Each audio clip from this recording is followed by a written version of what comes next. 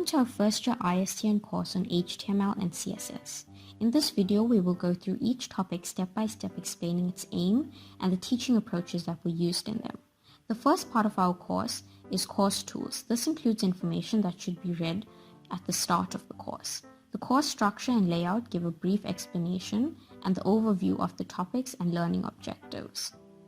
The use of hidden stash items is explained so when students come across them, they know what to do.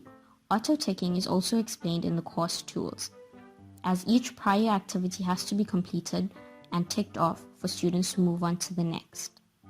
An assessment breakdown is given to students to clarify mark ratings for the course as well as to give them an idea of what is needed in order to pass. A chat room is added for students to use if they need to have discussions regarding the course, and a discussion forum called course announcements is used to communicate any announcements from lecturers.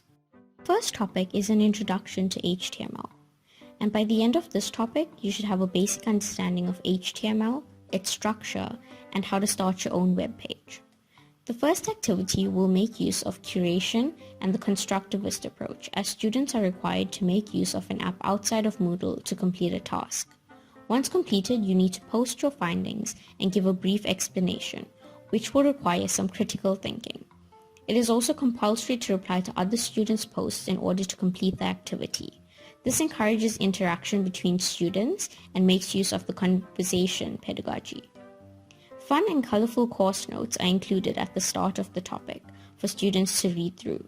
The notes are not very long or crowded so that students are not overwhelmed by the information. A glossary of HTML tags is added for students to use as they go. This encourages self-learning as students must create their own glossaries rather than being given one. Videos on HTML importance have also been included. An interactive HTML timeline is added as a fun activity for students to go through. An interactive lecture video is also included in every topic. This video gives students a more in-depth understanding whilst having embedded questions to ensure that they are listening and understanding. This embedded questions will contribute towards the course mark, as most students are motivated by incentives, in this case, marks. Once students have completed the activities, tasks, and collected stash items, they will have to complete a short quiz. They will have 3 attempts at the quiz and only be able to view their marks after each attempt. This uses the correction pedagogy, as students are encouraged to go back and adjust answers. The average of all 3 attempts will be considered, and this encourages students to try their best for all attempts. In this topic, we cover more HTML elements and tags that can be used to build a web page.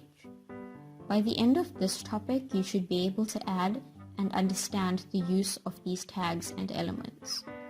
The course notes for this topic are a little different to topic 1, as it is in the form of a lesson rather than a page of notes. This is used to create some variety in the way the topic content is taught.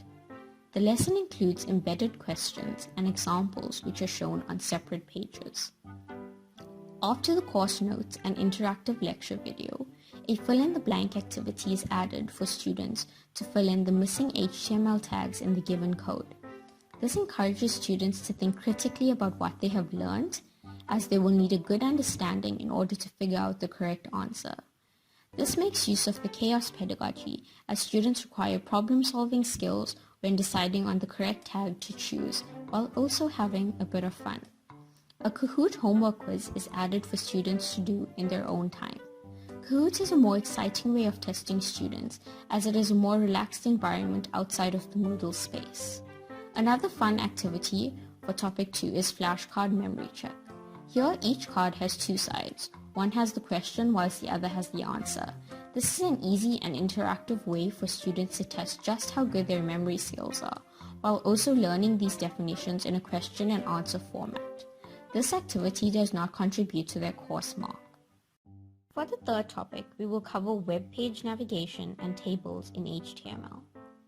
This topic will teach you how to create navigation in your website, how to insert HTML tables, and how to add an image. The first activity for this topic is a memory game. The rules are simple. A card needs to be matched to its corresponding card. One will have the HTML tag, while the other has the corresponding use or definition. This activity requires students to think quickly in order to match all the cards and therefore makes use of the correction and chaos pedagogy, as students will have to use trial and error to match all the cards while also using metacognition skills to complete the task. The second fun activity for this topic is the drag and drop game. Here, small pieces of code for a table is given with missing parts. Students need to drag and drop the correct code pieces in order to complete the activity. This activity makes use of the chaos and curation pedagogy, as it requires problem-solving skills and encourages students to think critically when arranging the code correctly. In addition to the two quick and easy activities, there is another task for students to complete. At the end of the interactive lecture video, there is an example of a sample website. This sample will be uploaded for students to edit and add their own touches. This will show that they understand HTML structure and help prepare them for their final assessment. Once they have submitted their edited versions of the sample website used in class, they will need to make use of the discussion forum, where they will discuss what edits they made and why. Students will also need to reply to other students' posts. Once again, posting and replying to another's post is compulsory in order to move on. This activity makes use of a number of pedagogies, including creation, as students need to redesign the sample website, curation, as students need to find and select what edits they want to make to the sample website and why, and finally, conversation, as the discussion forum encourages interaction and engagement between students.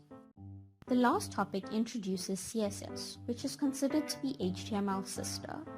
By the end of topic 4, you should have a basic understanding of what CSS is. We make use of a lesson instead of course notes, because with the introduction of a new concept, a lesson ensures learners read through all the notes and understand them. In this topic, we have a group work activity. This is important as working in groups is an important skill to learn. Students are required to create a Powtoon video.